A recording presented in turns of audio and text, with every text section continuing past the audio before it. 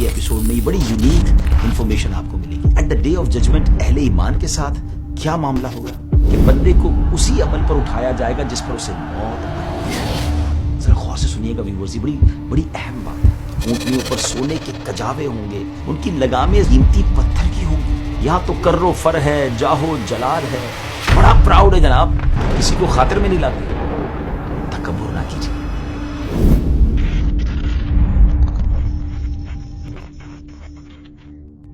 السلام علیکم ورحمۃ اللہ وبرکاتہ. ناظرین، ویب سیریز ہے قیامت کے بعد، آفٹر ججمنٹ ڈے. ایک بار پھر آپ کو خوش آمدید کہتے ہیں، اور آج ہم بات کریں گے کہ قیامت کے دن لوگ اللہ کی بارگاہ میں کس طرح پیش ہوں گے، محشر کے میدان میں کن کن کنڈیشنز کے ساتھ آئیں گے. آج کی ایپیسوڈ میں یہ بڑی یونیک انفارمیشن آپ کو ملے گی. We will know the different conditions of people who will come on the day of judgment. سب سے پہلے جانتے ہیں پیارے آقا علیہ الصلوۃ والسلام کے پیارے انداز پر کہ آپ کی حالت مبارکہ کیا ہوگی. سبحان اللہ. حضرت سیدنا کعب الاحبار رحمۃ اللہ تعالی فرماتے ہیں کہ آپ کی آمد کا محشر کے دن کا منظر یہ ہوگا کہ کوئی فجر طلوع نہیں ہوتی مگر آسمان سے 70,000 فرشتے نازل ہوتے ہیں.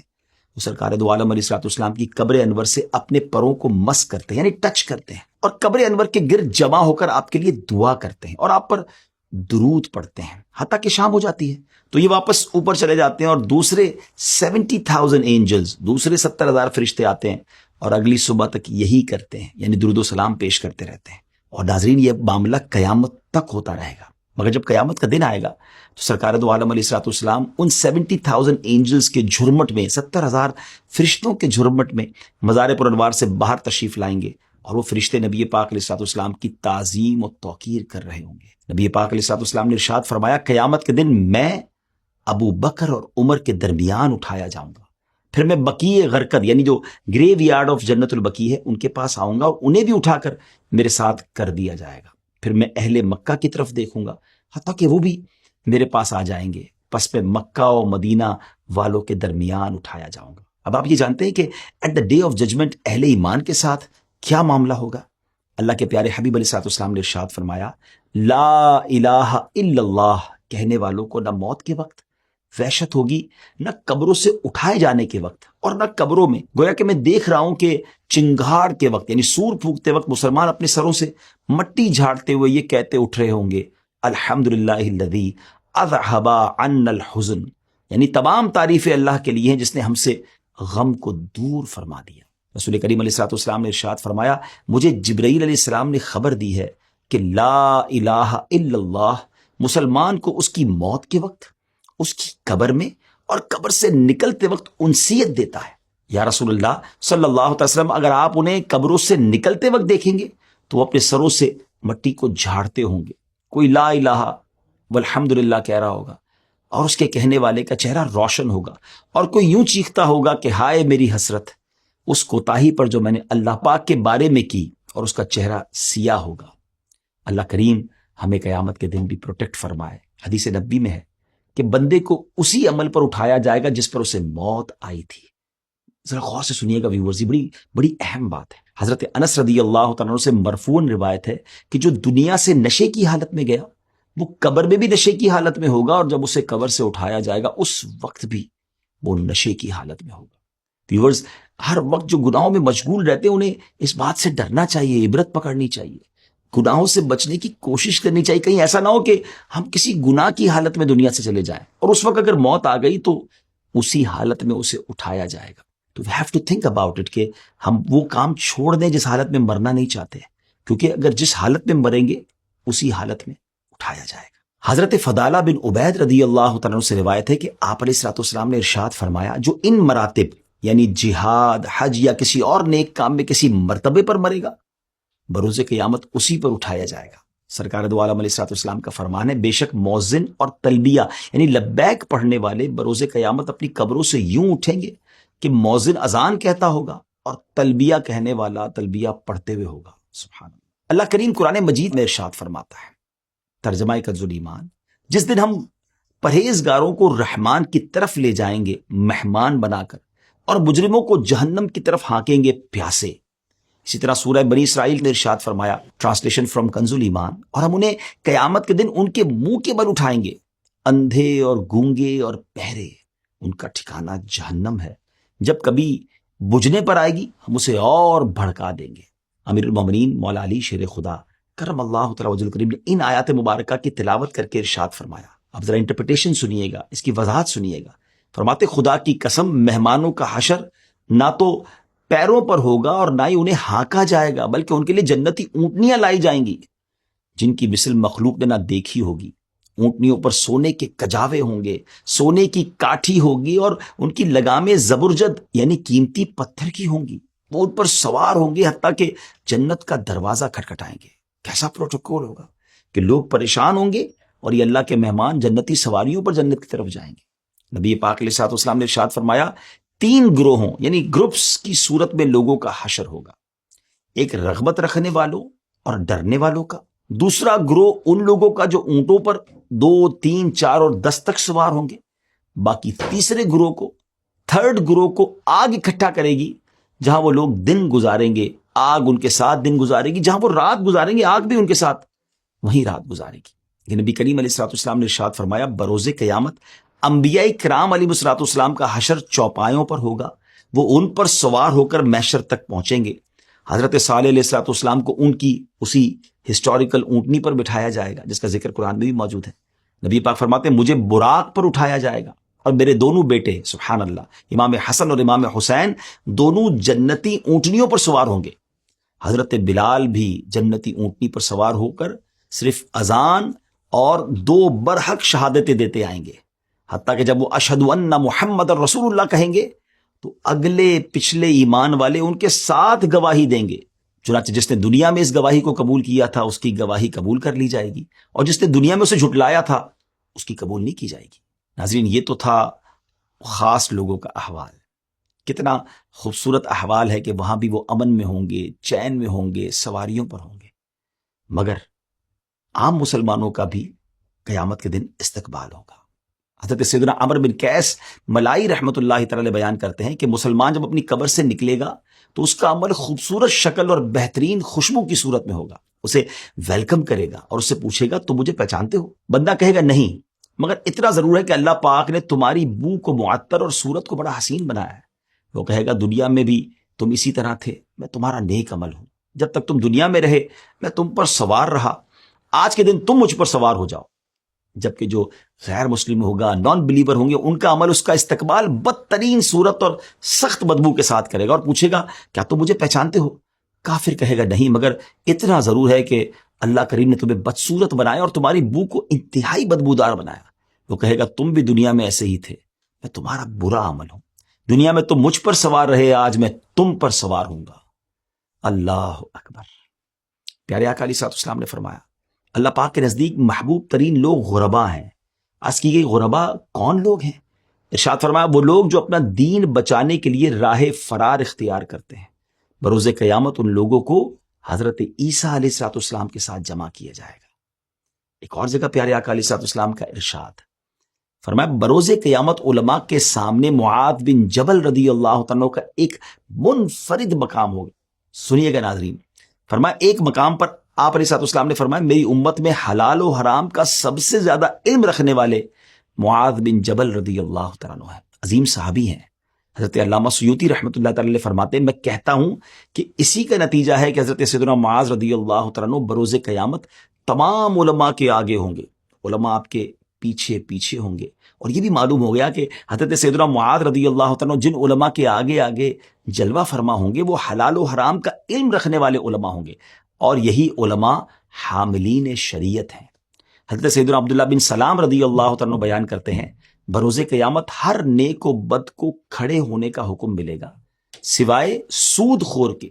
وہ ایسے سٹینڈ اپ ہوگا، ایسے کھڑا ہوگا جیسے وہ شخص کھڑا ہوتا ہے جیسے آسیب نے چھو کر حواس خراب کر دیے ہوں، جس کو ہم نہیں دیکھتے کوئی شخص پاگل ہے اس کے حواس ہی نہیں ہوتے۔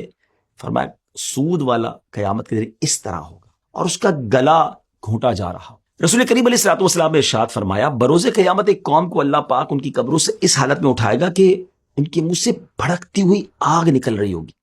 عرض کی گئی یا رسول اللہ صلی اللہ تعالیٰ علیہ وسلم وہ کون لوگ ہوں گے؟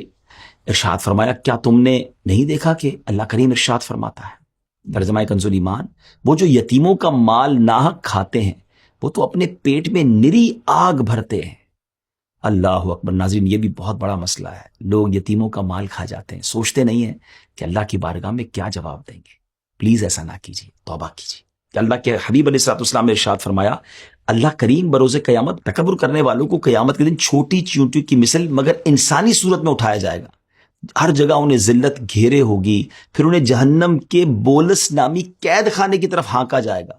ان پر آگ بلند ہوگی اور انہیں جہنمیوں کے زخموں کا نچوڑ یعنی خون اور پیپ پلایا جائے گا. اللہ اکبر. آج جو پراؤڈ کرتے ہیں, آج جو تکبر کرتے ہیں, وہ غور کریں. یہاں تو کر و فر ہے, جاہو جلال ہے, بڑا پراؤڈ ہے جناب, کسی کو خاطر میں نہیں لاتے. تکبر نہ کیجیے, قیامت کے دن چونٹیوں کی شکل میں انہیں لایا جائے گا. پیارے آقا علیہ الصلوۃ والسلام نے ارشاد فرمایا, جس نے سوال سے بے نیاز کرنے والی چیز پاس ہونے کے باوجود بھی سوال کیا, یعنی بلا ضرورت اور کوئی مجبوری نہیں, پھر بھی لوگ سوال کر رہے ہوتے ہیں, مانگ رہے ہوتے ہیں, تو فرمایا تو بروز قیامت اس حال میں آئے گا کہ اس کا سوال اس کے چہرے پر خراشے بن کر ظاہر ہو رہا ہوگا. اگین لیسن ہے اس میں کہ کیوں لوگوں سے مانگ رہے ہوتے ہیں لوگ, حالانکہ ہوتا ہے ان کے پاس. آج تو لوگوں کو ہم دھوکہ دے دیں گے, آج تو لوگوں کو پتہ نہیں چلے گا, وہ مستحق سمجھ کر مدد کر دیں گے. بعض اوقات تو ایسی سٹوری بھی سوشل میڈیا پہ ملتی ہیں کہ کسی بیگر کو, کسی فقیر کو جب پکڑا گیا تو پتہ چلا اس کے بعد لاکھوں روپے نکل رہے ہیں. تو اگر اللہ نے دیا ہے تو کبھی کسی کے آگے ہاتھ نہ پھیلائے, بلکہ سچی بات یہ ہے, دنیا والوں سے کیوں مانگنا ہے, اللہ سے عرض کرے نا. خودداری ہونی چاہیے. حضرت سیدنا زازان رضی اللہ تعالیٰ بیان کرتے ہیں, جس نے اس لیے قرآن پڑھا کہ اس کے ذریعے لوگوں سے کھائے تو بروز قیامت وہ اس حالت میں آئے گا کہ اس کے چہرے کی ہڈیوں پر بالکل گوشت نہیں ہوگا. اللہ اکبر. اللہ کرے کہ ہم اپنے سارے کام اللہ کی رضا کے لیے کریں. رسول اکرم علیہ الصلوۃ والسلام نے فرمایا, جس نے آدھی بات کے ذریعے بھی کسی مسلمان کے قتل میں مدد کی ہوگی. اب ایک اور کنڈیشن سنیے گا, بروز قیامت وہ اس حالت میں آئے گا کہ اس کی دونوں آنکھوں کے درمیان لکھا ہوگا, یہ شخص اللہ پاک کی رحمت سے نا امید ہے. غور کیجیے, آج تو بے جا قتل بھی کیے جا رہے ہیں, تکلیف بھی پہنچائی جا رہی ہے. ایسا نہ کیجیے. اللہ پاک مجھے اور آپ کو ظلم سے بچائے, ظلم کرنے سے بھی بچائے اور ظالموں کے ظلم سے بھی بچائے. سرکار دو عالم علیہ الصلوۃ والسلام نے ارشاد فرمایا, اب ایک اور کنڈیشن سمجھیے, جس نے قبلے کی طرف تھوکا ہوگا وہ بروز قیامت اس حال میں اٹھایا جائے گا کہ اس کا تھوک اس کی دونوں آنکھوں کے درمیان ہوگا. اب ظاہر اس کی کنڈیشنز ہیں کہ جناب معاذ اللہ معلوم ہونے کے باوجود اور بے ادبی کی نیت سے یہ کام کرے گا, تو ہمیں بے ادبی سے بچنا ہے. رسول پاک علیہ الصلوۃ والسلام نے ارشاد فرمایا, جس کے پاس 2 بیویاں ہوں اور پھر وہ ان کے درمیان عدل سے کام نہ لے, تو قیامت کے دن وہ یوں آئے گا کہ اس کا آدھا جو دھڑ ہوگا وہ شل ہوگا, اور ایک روایت میں کہ اس کا آدھا دھڑ گر چکا ہوگا. آج کسی کو پیرالائز کوئی ہو جائے, فالج ہو جائے تو کتنا ڈیفیکلٹ ہوتا ہے. قیامت کے دن ایسا شخص آدھا اس کا دھڑ یا تو گر چکا ہوگا یا وہ مفلوج ہو چکا ہوگا, شل ہو چکا ہوگا. اگر اللہ نے آپ کو ایک سے زائد ازواج دی ہیں تو انصاف کیجیے. یہ میں جو آپ کو الگ الگ حدیثیں سنا رہا ہوں نا, تاکہ آپ کو کنڈیشنز پتہ چلیں. پہلے ہم نے اللہ کے محبوب لوگوں کا پروٹوکول سنا, ان پر کیسی نعمتیں ہوں گی, وہ کیسے سکون میں ہوں گے. مگر یہ وہ افراد ہیں کہ جو یہ مسٹیکس کرنے والے ہیں, یہ غلطیاں کرنے والے ہیں, اور ان کا قیامت کے دن کیا حال ہوگا, کس حالت میں آئیں گے, وہ ہم بتا رہے ہیں. اور اللہ کی رحمت ہے نا کہ ہمیں دنیا میں پتہ چل گیا ہے تو ہم ان چیزوں سے بچنے لگ جائیں. ایک اور حدیث پاک سنیے. نبی پاک علیہ الصلوۃ والسلام نے ارشاد فرمایا کہ منہ پر عیب لگانے والے, پیٹھ پیچھے برائی کرنے والے, چغلی کھانے والے اور نیک لوگوں پر تہمت لگانے والوں کو اللہ پاک بروز قیامت کتوں کی شکل میں اٹھائے گا. اب کون چاہتا ہے کہ وہ اس شکل میں اٹھے, تو پھر یہ کام نہ کرے نا. روایت میں آتا ہے کہ جو اس حالت میں مرا کہ وہ منہ پر اور پیٹھ پیچھے لوگوں کے عیب بیان کرنے والا ہو اور لوگوں کے برے نام رکھنے والا ہو, تو بروز قیامت اس کی علامت یعنی اس کا سمبل یہ ہوگا کہ اللہ پاک اس کی دونوں بانچیں کہتے ہیں یہ دونوں ہونٹوں کے جو کونے ہوتے ہیں نا, اسے لے کر اس کی ناک تک داغ لگائے گا. کیسے برداشت ہوں گی چیزیں. آج لوگ عیبوں کی تلاش میں رہتے ہیں, کسی طرح کسی کا عیب پتہ چل جائے تو ذرا آپ سوشل میڈیا پہ ڈال دیں, اسے وائرل کر دیں. حضرت سیدتنا عائشہ رضی اللہ تعالی عنہا بیان فرماتی ہیں کہ رسول اکرم علیہ الصلوۃ والسلام نے ارشاد فرمایا, جس نے کسی کی بالشت بھر زمین بھی ناحق لی ہوگی, بروز قیامت 7 زمینوں کا توق بنا کر اس کے گلے میں ڈالا جائے گا. اللہ اکبر. آج تو زمینوں پہ قبضہ کیا جا رہا ہے اور لوگ بڑے کرو فر سے کہتے ہیں جو کرنا ہے کر لو, مجھ سے کوئی نہیں واپس لے سکتا. ٹھیک ہے جناب, آج آپ سے کوئی واپس نہیں لے سکتا, مگر کیا بروز قیامت اس پنشمنٹ کو برداشت کر سکیں گے؟ جس کا حق نکلتا ہے نا دنیا میں دے دیجئے, معافی مانگ لیجئے. اس دن ہم کچھ بھی برداشت نہیں کر سکیں گے. اللہ کرے کہ ایسے گناہوں سے پاک ہو کر اللہ کی رضا والے بن کر ہم قیامت کے دن جائیں کہ اللہ ہم سے راضی ہو جائے اور ہمیں اپنے مقبولین میں شامل فرما لے. اب آئیے ذرا اپنی ایپیسوڈ کو اینڈ کی طرف لیے چلتے ہیں کہ لاسٹ آپ کو روایت سناتا ہوں۔ نبی پاک علیہ الصلوۃ والسلام نے ارشاد فرمایا، جو 10 لوگوں کا بھی امیر ہوگا بروز قیامت اللہ پاک اسے اس حالت میں اٹھائے گا کہ اس کے دونوں ہاتھ اس کی گردن کے ساتھ بندھے ہوئے ہوں گے۔ اگر وہ نیک ہوگا تو اس کی بندش کھول دی جائے گی، اور اگر وہ بدکار ہوگا تو اس بندش پر ایک اور بندش کا اضافہ کر دیا جائے گا۔